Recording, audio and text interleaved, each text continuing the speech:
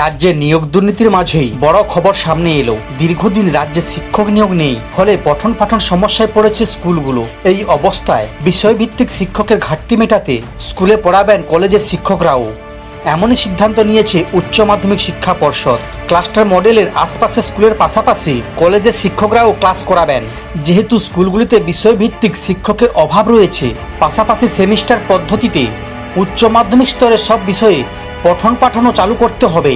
এই অবস্থায় চলতি শিক্ষাবর্ষ থেকে নয়া এই পদ্ধতি চালু করতে চায় শিক্ষা সাংসদ। শিক্ষা সাংসদের এই উদ্যোগকে সবুজ সংকেত দিল শিক্ষা দপ্তর। এই বিষয়ে উচ্চ মাধ্যমিক শিক্ষা দপ্তরের সভাপতি চিরঞ্জীব ভট্টাচার্য বলেন, ছাত্র এবং উচ্চ মাধ্যমিক শিক্ষার স্বার্থে ক্লাস্টার মডেল উৎসাহ দেওয়া হচ্ছে। সেই সমস্ত স্কুলের বিষয়ভিত্তিক শিক্ষকের ঘাটতি রয়েছে, তারা আশেপাশে স্কুল বা কলেজ থেকে শিক্ষক নিতে পারেন, তবে স্থায়ী শিক্ষক হতে হবে। উচ্চ মাধ্যমিক স্তরে শিক্ষকের ঘাটতি রয়েছে, বিশেষত বিজ্ঞান বিষয়গুলি পড়ানোর ক্ষেত্রে শিক্ষকদের ব্যাপক অভাব। এই অবস্থায় কলেজের শিক্ষকরা যাতে স্কুলে এসে পড়াতে পারেন, তাই এই উদ্যোগ নেওয়া হয়েছে। কলেজের শিক্ষকরা এসে পড়ানোকে ভ্যার্টিক্যাল এবং আশেপাশে স্কুল শিক্ষকরা এসে যেটাকে ইরাইজেটিক্যাল পদ্ধতি বলে উচ্চ মাধ্যমিক শিক্ষা দপ্তরের তরফ থেকে প্রস্তাব দেওয়া হয়েছিল শিক্ষা দপ্তরের কাছে। অন্যদিকে শিক্ষা দপ্তরের অনুমতি ছাড়া স্কুলে অস্থায়ী শিক্ষক নিয়োগ করা যাবে না বলে জানিয়ে দেওয়া হলো।